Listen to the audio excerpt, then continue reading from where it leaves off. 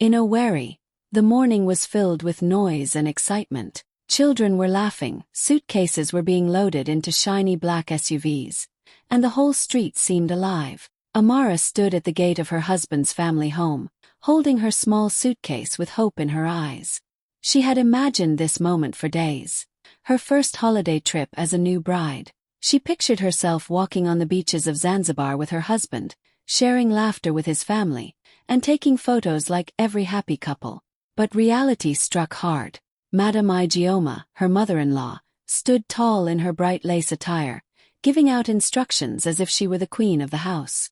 When Amara tried to join the group, Madame Ijeoma's eyes turned cold. With a sharp voice she said, "This trip is for family only." Those words cut deeper than a knife. Everyone went quiet for a second, but then the chatter continued as though nothing had happened. Her husband, Chaik, looked away, pretending not to notice the shame burning on her face. No one asked her to get in. No one even offered a kind word. One by one, they all climbed into the SUVs, laughing and chatting about the fun waiting for them. The engines roared to life, and within minutes, the cars disappeared down the street, leaving only dust in the air.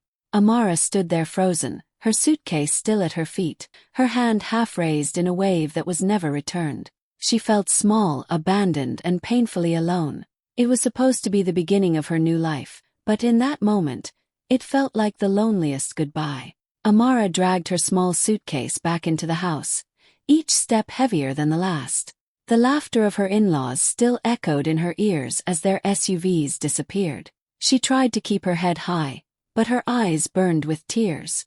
From across the street, neighbors stood by their gates, whispering softly. Some shook their heads with pity. "They don't value her," one woman murmured. Another sighed. "Such a sweet girl, yet they treat her like a stranger." Amara pretended not to hear, but every word pierced her heart. Inside the house, silence wrapped around her like a cold blanket.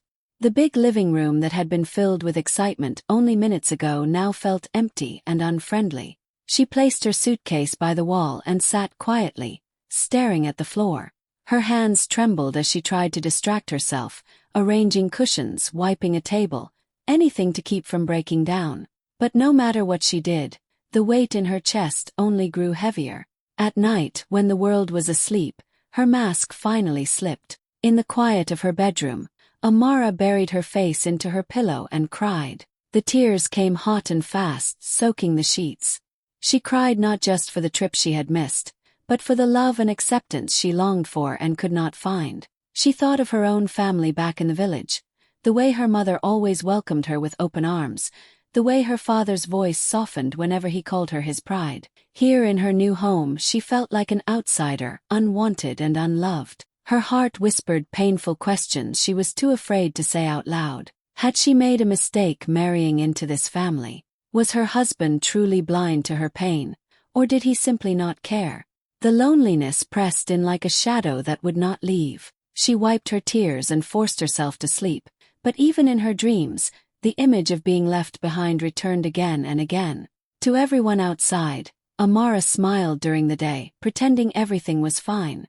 But behind closed doors, she was breaking piece by piece, wondering how long she could survive in a family that never saw her worth.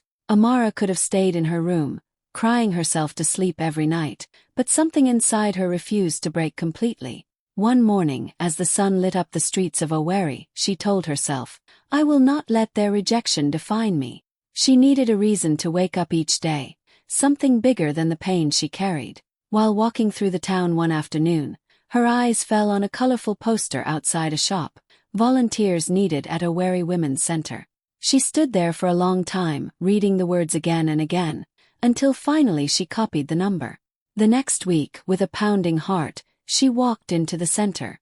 The place was full of women, widows who had lost their husbands too soon, young girls who had dropped out of school, mothers trying to feed their children with little or nothing.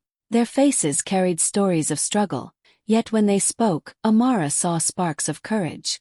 She felt a strange pull, as if she had found a place where her heart could finally breathe. At first, she only helped with simple things, arranging chairs, handing out notebooks, cleaning up after meetings. But slowly she began sharing ideas. She showed the women how to keep track of their sales, how to plan with small savings, and how to believe that even a tiny business could grow. They listened to her with shining eyes, calling her Sister Amara, their voices full of warmth. Every day she spent there healed a piece of her broken heart. She watched widows laugh again as they learned to bake bread for sale. She saw young girls smile with pride as they made small soaps and jewelry to sell in the market. Their victories became her victories, and their courage reminded her of her own. For the first time since her marriage, Amara felt truly alive. In that women's center, she was no longer the wife left behind, the bride who was not enough. She was a leader, a sister, a friend. She had found a family that valued her, not for her name or her marriage, but for the light she carried inside. And in giving them hope, she discovered her own hidden strength. One quiet afternoon at the Women's Center, Amara sat with a group of widows and young girls, helping them brainstorm new products to sell. On the table lay scraps of fabric, old wrappers, and pieces of cloth that most people would throw away.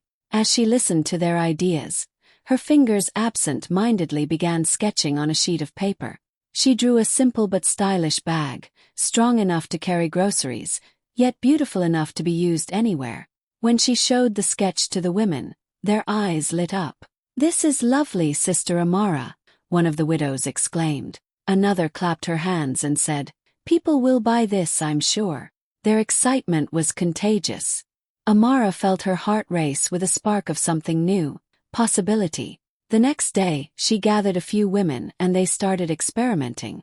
Using old Ankara fabric and recycled materials, they stitched the first bag by hand. It wasn't perfect, but it was colorful, sturdy, and different from anything in the market. When they carried it through town, people stopped them to ask, "Where did you get that bag?" Encouraged, the group made more. At the Saturday market, they laid the bags neatly on a mat. To their surprise, the bags sold out within hours. Women loved the vibrant designs, and men bought them for their wives and daughters. Amara and the group could hardly believe it. What had started as a simple sketch had turned into a product people wanted. Soon demand grew.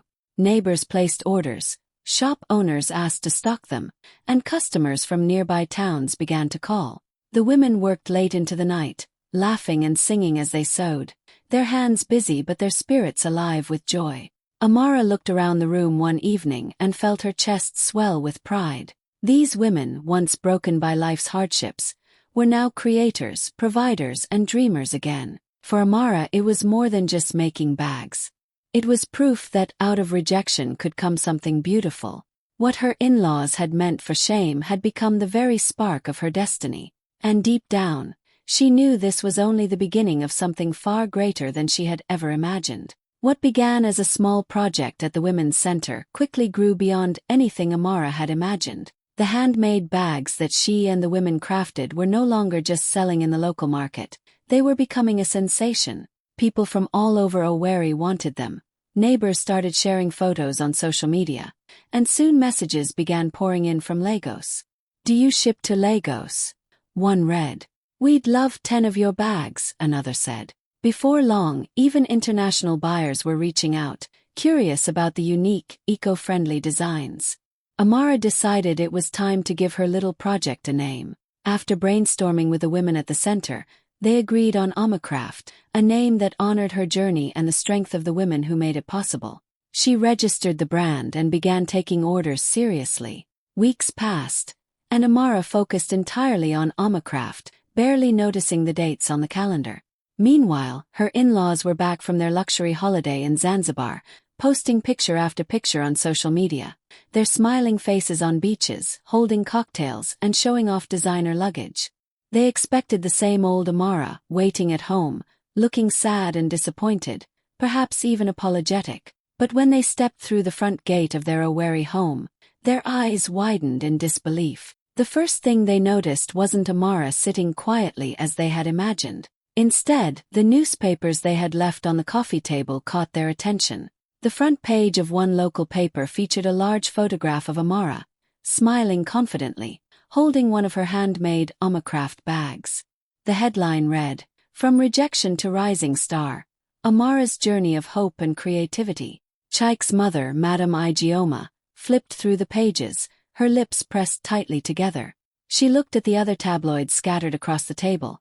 Omiccraft had been featured in at least 3 more newspapers, with stories praising Amara's determination, her eco-friendly bags, and the way she was helping women in the community. Her father-in-law muttered under his breath, "I never thought she'd rise like this."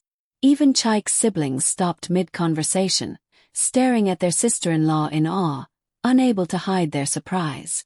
Amara, meanwhile, entered the room carrying a fresh batch of bags, her posture straight, her smile calm and proud. "Welcome back," she said lightly, as if nothing had changed. But the truth was everything had changed, and she had changed too. She had turned their absence, their neglect, into fuel for her own success. Her in-laws had expected weakness, a woman crushed under rejection. Instead, they were faced with power, poise, and achievement. The silence that fell over the living room was heavy, full of the weight of their own misjudgments. Amara didn't need their praise or approval anymore. She had built something far greater than their validation could ever provide. That day, as she watched them flip through the papers, pretending to read but clearly stunned, Amara realized how far she had come. She had been left behind once, abandoned and overlooked, but now she stood tall, a woman who had not only survived rejection but had turned it into a story worth celebrating. Her in-laws' expectations of sulking had been replaced by a reality they could neither ignore nor control. Months had passed since her in-laws returned from their holiday, and Amara had fully immersed herself in Omiccraft and her work at the Women's Center. One morning, she received a call that made her heart skip a beat. A national television station wanted her to be a guest speaker on their program about women's empowerment. Her hands shook as she listened to the producer explain that they had heard about her journey, from being abandoned by her husband's family to building a successful business and inspiring women across Nigeria. Amara spent days preparing. She rehearsed her words, thinking carefully about every sentence. She wanted her story to touch people, to give hope to those who had ever felt small, ignored, or undervalued. On the day of the show, she wore a simple but elegant outfit, her hair neat, her face calm but radiant. As she walked onto the studio stage, the bright lights and cameras didn't intimidate her. Instead, they felt like a spotlight on her purpose, on the journey that had brought her here. Meanwhile, in Owerri, her in-laws sat in their living room, casually watching TV while scrolling on their phones. Suddenly the program began, and there she was. Amara, speaking with confidence, grace, and authority, telling her story. She spoke about rejection, loneliness, and heartbreak, but also about resilience, courage, and hope. She shared how she had started Omiccraft, how she had helped women at the center, and how every setback had pushed her closer to her dreams. Madame Igioma's eyes widened, her jaw dropping as she realized the woman she had once mocked and excluded was now on national television, commanding respect and admiration. Chaik's siblings sat forward, whispering to each other in disbelief. Even Chaik himself could hardly look away. The pride, power, and dignity in Amara's voice left them speechless. They had expected a quiet, timid wife, still struggling with her feelings, but instead they saw a leader, a woman who had turned every obstacle into a stepping stone.